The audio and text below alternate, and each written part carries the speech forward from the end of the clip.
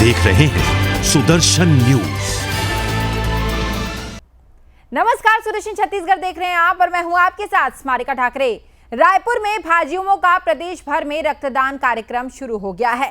साथ ही सेवा ही संगठन कार्यक्रम के तहत रक्तदान भी हो रहा है। प्रदेश भर में रक्तदान के शिविर लगाए गए हैं। केंद्र में मोदी सरकार के 7 साल पूरे होने के उपलक्ष्य में भाजयुमो ने ये रक्तदान शिविर लगाए हैं।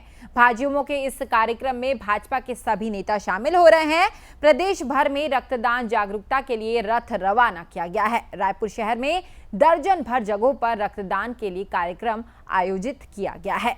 सांसद सुनील सोनी ने रक्तदान के लिए जागरूकता रथ रवाना किया है। बढ़ते हैं अगली खबर की ओर। कांकेर जिले के परतापुर थाना क्षेत्र में संगम इलाके में तेंदूपत्ता फड़ में आगजनी की घटना सामने आई है। आग किसने लगाई इसका अभी तक कोई पता नहीं चल पाया है। आगजनी से तकरीबन 140 बोरा तेंदूपत्ता जलकर पूरी तरह से नष्ट हो गया है, जिससे तकरीबन 6 लाख रुपए के नुकसान का अनुमान लगाया जा रहा है। तो वहीं इस आगजनी को नक्सलियों द्वारा की गई घटनाओं में भी जोड़कर देखा जा रहा है, क्योंकि गुरुवार की रात्रि दुधावा थाना क्षेत्र के ग्राम घोटियावाही में जो तेंदूपत्ता फड़ में आगजनी की घटना हुई है, वहां उक्त स्थान पर नक्सली पर्चे मिले हैं, जिससे मैनपुर नुआपाड़ा डिवीजन का नाम लिखा हुआ है, जिसका इस इलाके से कोई लेना देना नहीं है।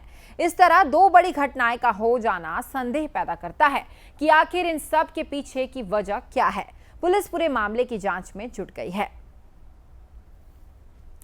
जशपुर वन मंडल में गर्मी का मौसम में लगातार दूसरे वर्ष भी कोरोना का लॉकडाउन और बेमौसम बारिश से हजारों गरीब परिवारों के लोगों को करोड़ों रुपए की आय देने वाला तेंदूपत्ता संग्रहण का कार्य बुरी तरह से प्रभावित हुआ है। यहां कोरोना की चेन तोड़ने के लिए 1.5 महीने का सख्त लॉकडाउन के साथ सप्ताह भर तक बदली का मौसम और साथ ही बेमौसम बारिश से ज्यादातर वन समितियों में तेंदूपत्ता खरीदने का काम बंद कर दिया गया है। पत्थल गांव फरसा बहार बगीचा क्षेत्र में तेंदूपत्ता संग्रहण करने वाले ग्रामीणों का ये कहना है कि गर्मी के मौसम में इस काम से उन्हें अच्छी खासी आमदनी हो जाती थी, जिससे जीवन यापन में काफी मदद मिल जाती थी। लेकिन इस बार भी उनकी आय का बड़ा साधन चौपट हो गया है। कोरोना के चलते हम पूरा साल भी तोड़ नहीं सकें ना, इन साल भी वही हाल है। और कपड़ा लत्ता हमन वही में करथन, तो हमार तो कुछ नहीं है, बर्बाद हो। इस साल हमारा तेंदूपत्ता संग्रहण का जो जिले का लक्ष्य था वो 39,000 मानक बोरा था, और अब तक हम लोग 23,000 मानक बोरा का संग्रहण लक्ष्य प्राप्ति कर लिए हैं। और लगातार आंधी तूफान और ये बारिश हो रही है, उसके कारण हमारा संग्रहण में प्रभावित हो रहा है, और उसको हम ज़्यादा से ज़्यादा करने का प्रयास करेंगे।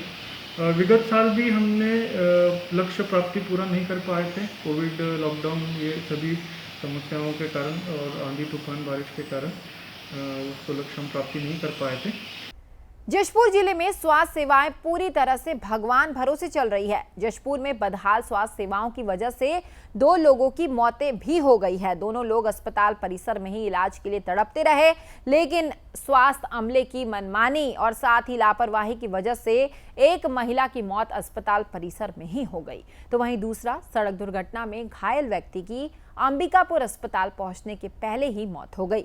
स्वास्थ्य विभाग की लापरवाही से 2 मौतें होने के बाद स्थानीय लोगों में पूरी तरह से आक्रोश का माहौल है। तो वहीं अब लोग स्वास्थ्य विभाग की लापरवाही के विरोध में आंदोलन करने की बात भी कही है। घटना के बाद मौके पर पहुंचे तहसीलदार ने सभी पक्षों से बात करके स्थिति से अवगत कराते हुए जिले के कलेक्टर को मामले की जानकारी दे दी है। बहरहाल स्वास्थ्य विभाग की लापरवाही को लेकर अब लोगों में आक्रोश है और लोग दोषियों पर कड़ी कार्रवाई करने की मांग लगातार कर रहे हैं। अपना सामरबाग में अपने मित्र का एक्सीडेंट हो गया और हम लोग बगीचा थाना में बगीचा हॉस्पिटल में लेके आए। यहाँ पर की व्यवस्था कोई ठीक नहीं चल रही, बहुत स्थिति खराब है। यहाँ पर स्ट्रक्चर पकड़ने के लिए कोई तैयार नहीं है, यहाँ पर है नहीं। स्ट्रक्चर बाहर में पड़ी हुई है, पानी बरसात के दिन में उसको हम लोग खुद पहुँच के अंदर ले गए। इसके बाद ठीक से वो ड्रेसिंग रूम में कोई नहीं है रहा।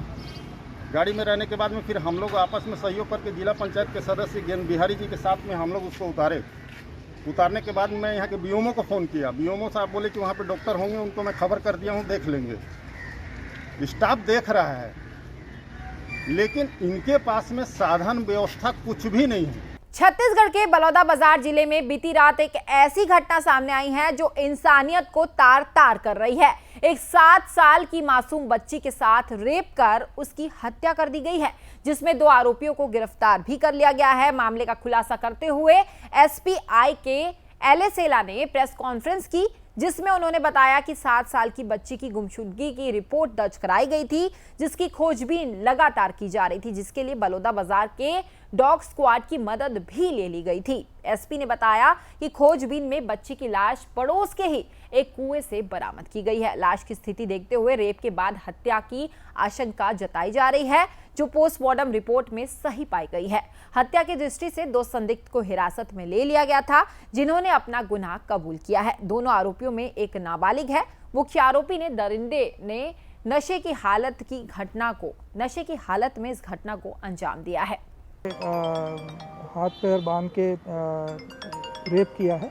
उसके बाद उसने गला घोट के मारा है, जो पीएम रिपोर्ट में वो साफ पता चला है। इसके बाद और एक व्यक्ति के सहायता से इन्होंने शव को जो है डिस्पोज कर दिया है। नहीं, अभी तो फिलहाल बाकी परिवार के सदस्यों की संलिप्तता नहीं पता चली है। अगर विवेचना के दौरान कुछ सबूत मिलता है तो उसके हिसाब से कार्रवाई किया जाए। प्रदेश की ऐसी सभी खबरों के लिए आप देखते रहिए सुदर्शन छत्तीसगढ़। नमस्कार। आप देख रहे हैं सुदर्शन न्यूज।